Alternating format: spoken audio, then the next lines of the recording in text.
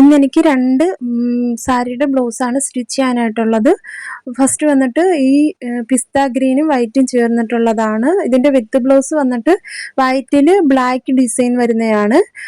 അടുത്തതായിട്ട് ഈ പിങ്ക് അല്ലെങ്കിൽ ഒനിയൻ പിങ്ക് ലാവണ്ടർ കളറിൽ വരുന്നതാണ്.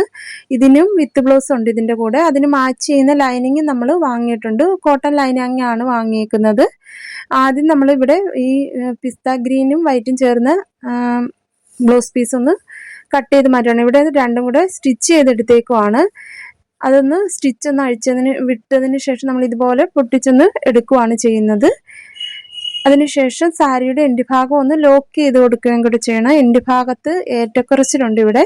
അത് നമ്മൾ ആദ്യം ഒന്ന് ലെവലാക്കി ഒരു സൈഡിൽ ഇവിടെ ലേസ് വെച്ചേക്കുവാണ് മുന്താണിയുടെ ഭാഗത്ത്. ഇവിടെ നമ്മൾ ഏറ്റക്കുറച്ചിലുള്ളത് ഒന്ന് കട്ട് ചെയ്ത് മാറ്റിയതിന് ശേഷം ലോക്ക് ചെയ്തെടുക്കുകയാണ് ചെയ്യുന്നത്.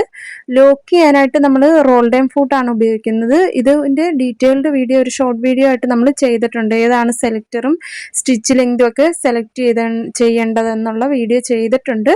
ഇവിടെ നമ്മൾ ഒന്ന് ലോക്ക് ചെയ്തെടുക്കുകയാണ്, അല്ലെങ്കിൽ നൂല് അഴിഞ്ഞഴിഞ്ഞ് പോകും എൻ്റെ ഭാഗത്ത് നിന്നും. അവിടെ നിന്ന് നമ്മൾ ബ്ലൗസ് പീസ് എടുത്ത് കട്ട് ചെയ്ത് മാറ്റിയതാണല്ലോ, അതുകൊണ്ടൊന്ന് ലോക്ക് ചെയ്ത് കൊടുക്കുവാണ്. അതിനുശേഷം നമ്മൾ അടുത്ത ബ്ലൗസ് പീസും കട്ട് ചെയ്തെടുക്കണം.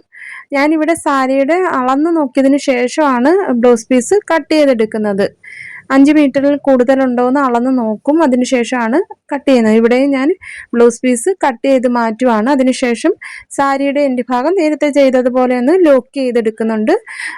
ഇതിന് ശേഷം നമുക്ക് ബ്ലൗസും സ്റ്റിച്ച് ചെയ്യാനുണ്ട്. ആദ്യം ലൈനിങ്ങിലേക്കാണ് അളവുകളൊക്കെ മാർക്ക് ചെയ്തതിന് ശേഷമാണ് മെയിൻ ക്ലോത്ത് എല്ലാം കട്ട് ചെയ്യുന്നത്.